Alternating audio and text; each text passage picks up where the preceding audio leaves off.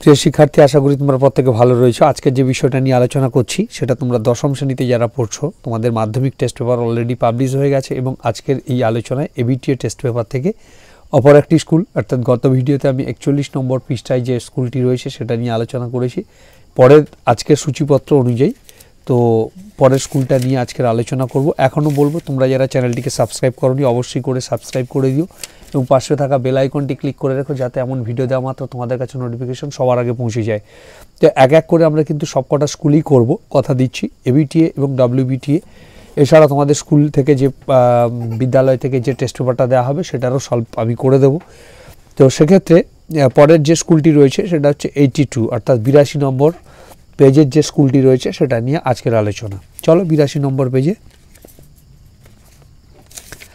আচ্ছা, 82 নম্বর পেজে এসে তোমাদের প্রশ্নগুলো ধরেই আমি কিন্তু উত্তর আজকে তুলে ধরব। প্রথম প্রশ্ন রয়েছে এমসিকিউ। প্রথম প্রশ্ন রয়েছে বিভিন্ন সঞ্চয়জাত ভূমিরূপ গঠিত হয় যে প্রক্রিয়ায় সেটাকে বলা হয় আরোহণ প্রক্রিয়া। সঞ্চয়জাত ভূমিরূপ এটা সঞ্চয়ের একটি প্রক্রিয়া হলো আরোহণ, জানো, আরোহণ প্রক্রিয়া।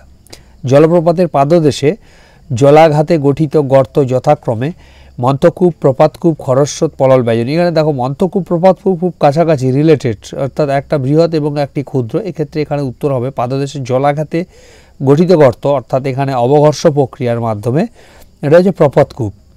তো পরে আসছে হিমালয় পর্বতের নীলকণ্ঠ শৃঙ্গ হলো একটি পিরামিড চূড়া হয়েছে। পরে ঋতুভিত্তিক প্রবাহিত সাময়িক বায়ু প্রবাহ হলো মৌসুমী বায়ু। মৌসুমী বায়ুর ঋতু, মৌসুমী কথা অর্থাৎ ঋতু, অর্থাৎ এখানে মৌসুমী বায়ু হবে সঠিক উত্তর, কারণ এগুলো সবকটাই আলাদা। সমুদ্র বায়ু, ঘূর্ণাবর্ত, আয়ন বায়ু এগুলো তো জানো আলাদা, সেক্ষেত্রে মৌসুমী বায়ু হবে।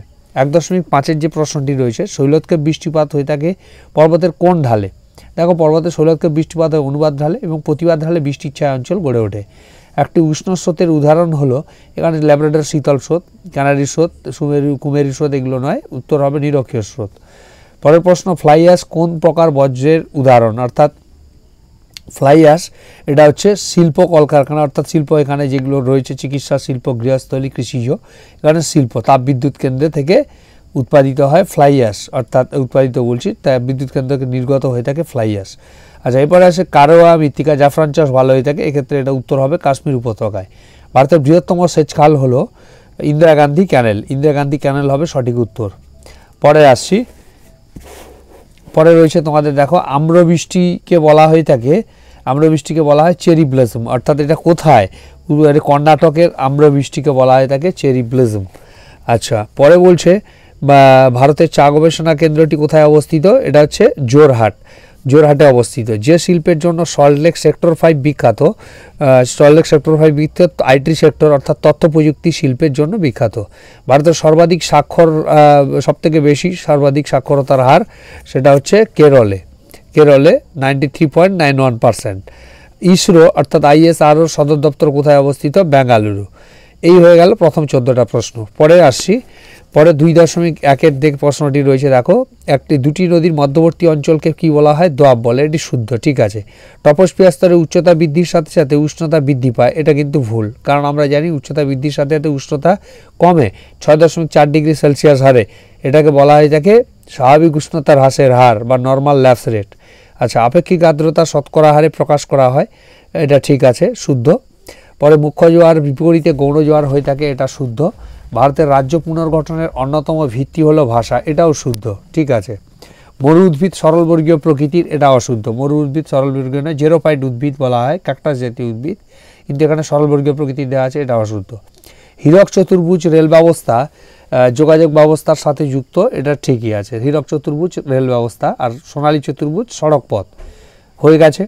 তো পরের প্রশ্ন আসছি, পরে রয়েছে 2.2-এ দেখো অর্ধচন্দ্রাকার বালিয়াড়িকে বলা হয় বারখান বালিয়াড়ি। আচ্ছা, O3 লেয়ার বা ওজোন স্তর বায়ু স্তরকে পৃথিবীর ছাতা বলা হয়ে থাকে, প্রাকৃতিক সৌরপর্দা। বৃষ্টিমাপক যন্ত্রটি হলো রেনগজ। নর্মদা একটি কোন বাহিনী নদীর উদাহরণ? এটা পশ্চিম বাহিনী নদীর উদাহরণ। নীলগিরি পর্বতের সর্বোচ্চ শৃঙ্গের নাম কি? দোদাবেতা। ঝুম চাষ হলো এক প্রকার স্থানান্তর কৃষি, অর্থাৎ শিফটিং এগ্রিকালচার, স্থানান্তর কৃষি। RF এর পুরো কথার অর্থ হলো রিপ্রেজেন্টেটিভ ফ্যাক্টর। আচ্ছা, পরে রয়েছে একটি বা দুটি শব্দের মধ্যে উত্তর দাও। এখানে 2.3-এ দেখো মহাদেশীয় হিমবাহ অঞ্চলে বরফমুক্ত পর্বত শিখর কী নামে পরিচিত? নুনাটক নামে পরিচিত।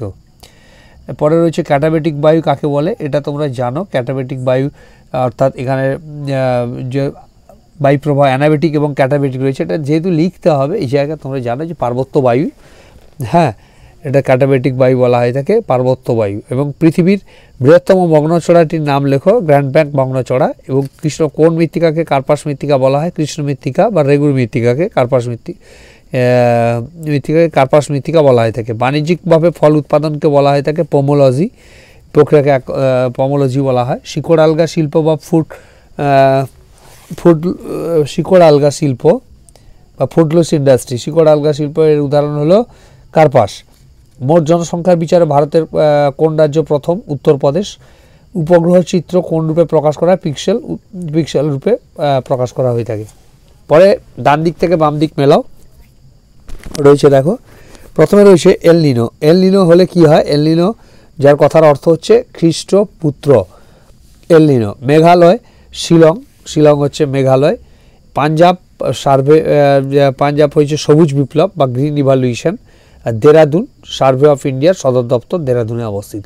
এই হলো তোমাদের 2 নম্বর স্কুল, অর্থাৎ এখানে পেজ নাম্বার 82-তে তোমাদের যে স্কুলটি রয়েছে এবিটিএ থেকে এটা সলভ করলাম। পরবর্তী ভিডিওতে আমি পরের স্কুল নিয়ে ডিসকাস করছি। দেখা হচ্ছে পরবর্তী ভিডিওতে। ভালো থেকো, সুস্থ থেকো।